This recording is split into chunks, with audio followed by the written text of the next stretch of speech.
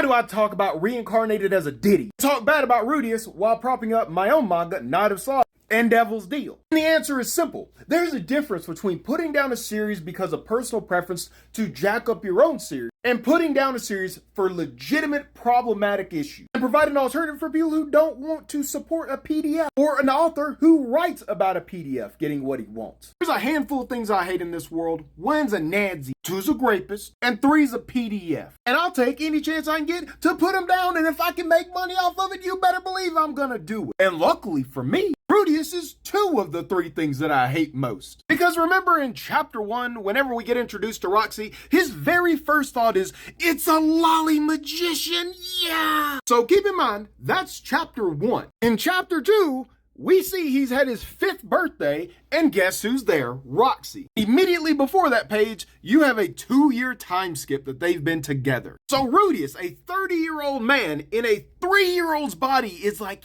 yeah, it's a lolly magician. And for all the Rudeus defenders, it's gonna be like, well, you know, he's not an adult. 3-year-olds don't have that kind of thought. And he never really acknowledges Roxy at the beginning as a woman. He always refers to her as a girl, and then steals her underwear and builds a shrine to it. As what, a 5-year-old? Any chance he gets to spy on the lolly, he's saying, what luck. And then in chapter 4, we come across the beautiful boy, Sil, who the main character looks at in this angle saying, ooh, and he's submissive too. Just imagine drawing a child with these angles, bro.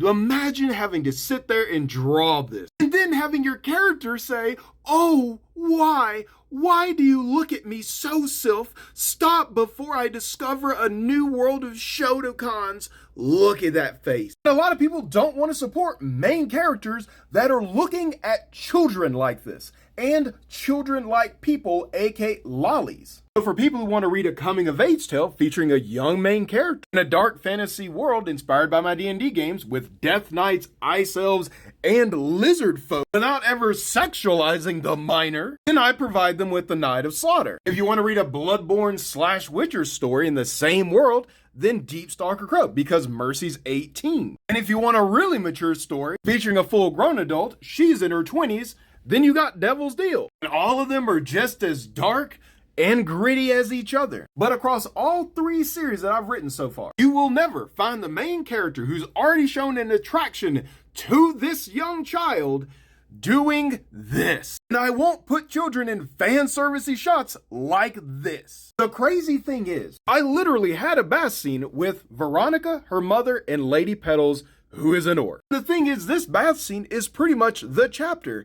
And not once, not a single time, did I sexualize Veronica.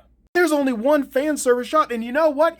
It's of an adult, and this is it. And I was still able to tell a very emotional scene without ever having to sexualize the minor. Because even with Lady Petals fully exposed, it is not sexualized, unlike this trash.